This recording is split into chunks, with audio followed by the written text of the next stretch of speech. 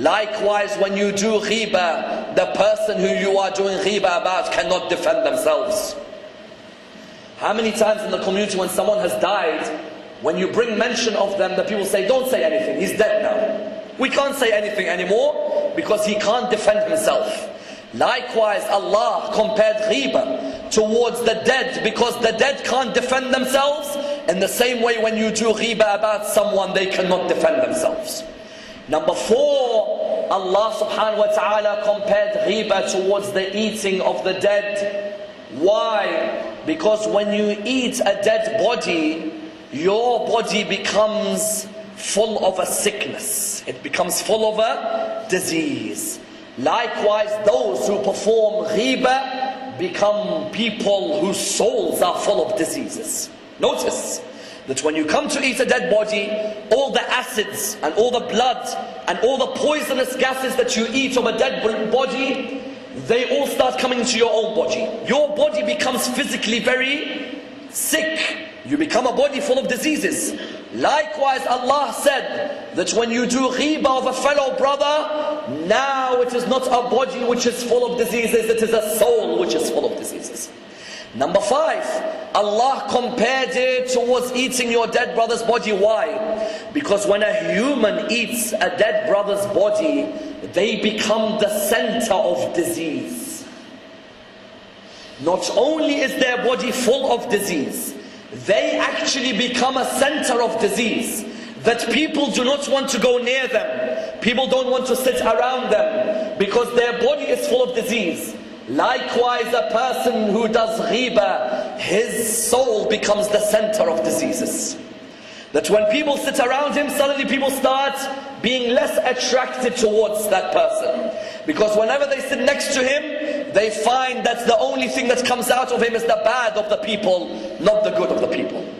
Number 6, Allah subhanahu wa ta'ala, and this is a very important point, compared ghiba towards eating your dead brother's flesh. Why? Because there are certain times where you are allowed to eat a dead body, and there are certain times where you are allowed to perform ghiba. Understand this point?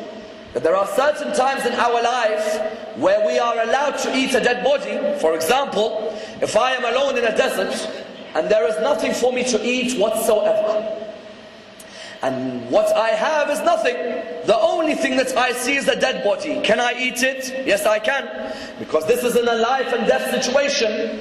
Likewise, in the religion of Islam, although ghiba in most cases is not allowed, there are some cases where ghiba is even wajib, and I will come to those cases in a moment. Number 7, why does Allah compare ghiba towards the eating of a dead body? It's because Allah subhanahu wa ta'ala wanted to show us something very important. That as time has gone on, eating a dead body has been seen as something very low. That many people in the human world today do not eat the dead bodies because their intellects have risen and risen into knowing that eating the dead body is something very low. Yet Allah wanted to show us that if you know how well your community has progressed, or you want to know how well your community has progressed, then look at the way they treat ghiba. If they treat ghiba as something normal, then they are the lowest of people. Because while the rest of humanity has noticed that eating a dead body is something very low, there are some people who have not noticed that doing ghiba is something very low. If you want to know how well a community is doing, let your barometer be eating the dead body. Because the whole world today believes that eating a dead body is something forbidden and something detested. Yet the Muslim world in comparison feels that ghiba is something normal. Therefore Allah subhanahu wa ta'ala made these 7 suggestions within this one verse. And that's why when you came to the area of ghiba, you found that some of the ahadith of Ahlul Bayt about ghiba make a person shiver in their place and wonder about the ghiba that they've done. For example, our Holy Prophet Muhammad sallallahu alayhi wa sallam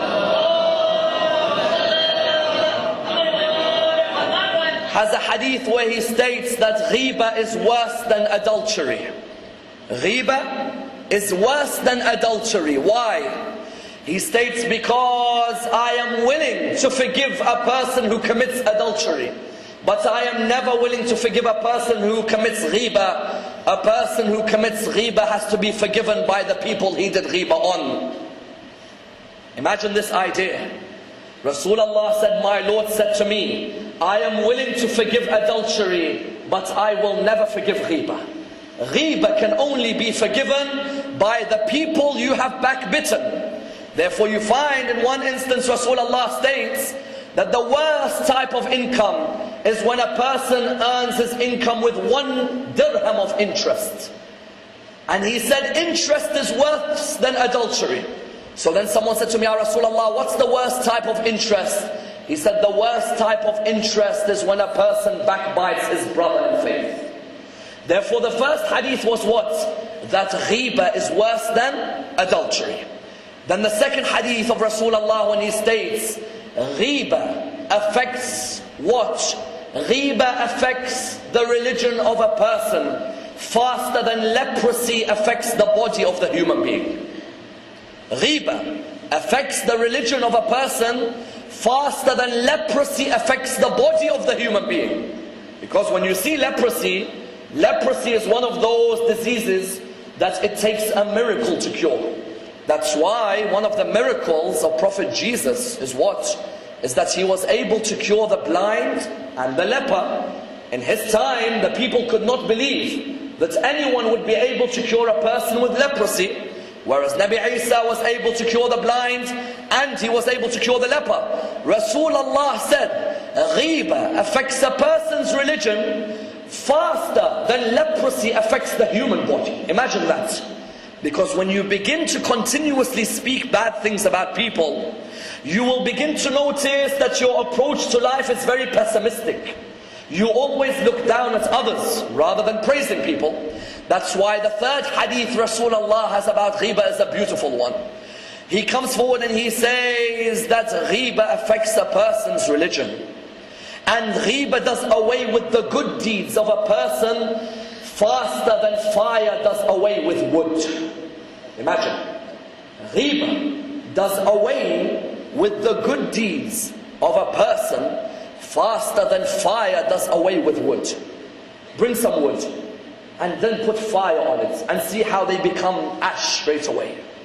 Yet look at ghiba, it does away with your good deeds faster than even fire does away with wood. Why? There is a hadith which tells us on the day of judgment, when we come, a person comes with his good deeds and another person comes with his bad. All of a sudden, the person who had come with his good deeds sees that his good deeds have become bad. And the one who has come with his bad deeds sees that his bad deeds have become good. The one with the bad deeds asks, how comes my bad deeds have become good? The reply was, because of that person who done ghiba behind your back. Because that person has transferred all his good deeds towards you. That's why when sometimes people tell us people are doing ghiba about you, we say, Alhamdulillah, their thawab is coming on my shoulders. That's when a person does ghiba, he is doing away with his good deeds quicker than fire does away with wood. And that's why when you come towards the analysis of ghiba, people do ghiba for different things. That we find, unfortunately, our communities are breaking because of backbiting.